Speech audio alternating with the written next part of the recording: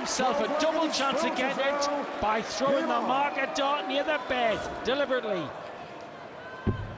Great effort by Anderson in the early part of this match, but Taylor, not at his convincing best, nevertheless doing enough to go 7-4 ahead, and with the darts here, could be 8-4 ahead, and on to perhaps a rather more comfortable win in the end than he thought he was going to get, although we know it's far too early yet to write this man off.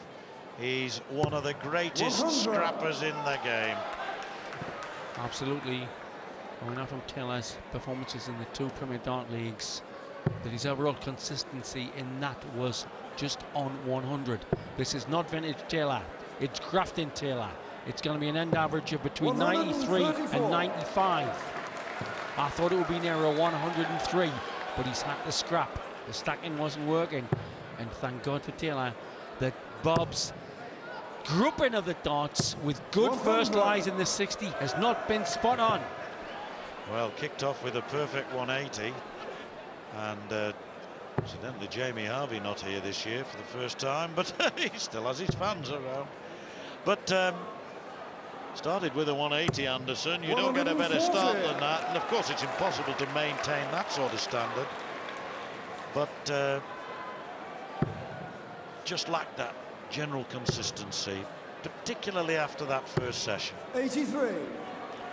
And it always strikes me that darts, particularly here in the Winter Gardens, is like a Boy Scout jamboree with a few drinks and some very fancy dress and some brilliant darts. 17 leaves the bull. Knows Bob is so far back. Taylor is not going for the bull. He knows that Bob is in the wood. He's going 18 for 16. 95. Yes, and he knows that there was no need for it there. That Anderson's way back, and whatever he does here, one fancies Taylor will come and make it 8-4, because he hasn't been missing his doubles to quite the same degree of late. Double 16 for 8-4.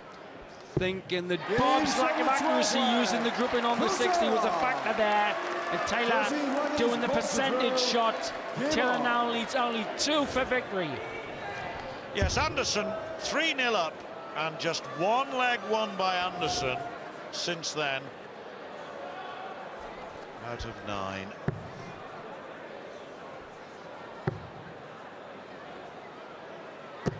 $140. He had to do what our spotter Harry Bristow was urging him to do. He had to use the lie in the 60 to get at least 1 or 2 more in, because Taylor could well cream him now with a couple of 14 darters. Or even less, maybe. That's a fourth 180 to Taylor. He's also had a 177.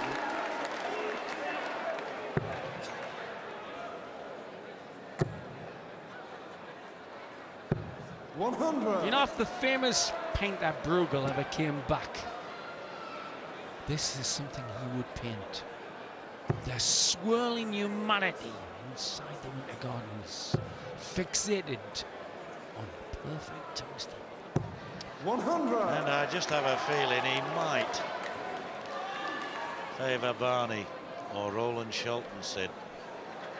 He was just the sort of lad Bob's really got to keep piercing the lipstick. 140. Good effort. Said he was a scrapper, but he'll fight till the end. May not be too far away, with great respect. Nice stacker. Beautiful use of the dart. Perfect use of the stacker dart. Yes. 147. Wonderful display of accuracy there. 121. In rather more of a comfort zone now, Sid, and therefore able perhaps to just relax a touch, Taylor. But not over yet, this. Bullseye's gone for the big 20 with Bull in mind. Alrighty! If a cowboy can rope a steer, he can do a bull easily. Taylor, mildly gobsmacked by that bit of bully. Ah, brilliant. And if only he could have hit that ball 4 legs earlier when he missed a 1-2-1, hit the 25. Remember, he was right on the wire on that occasion.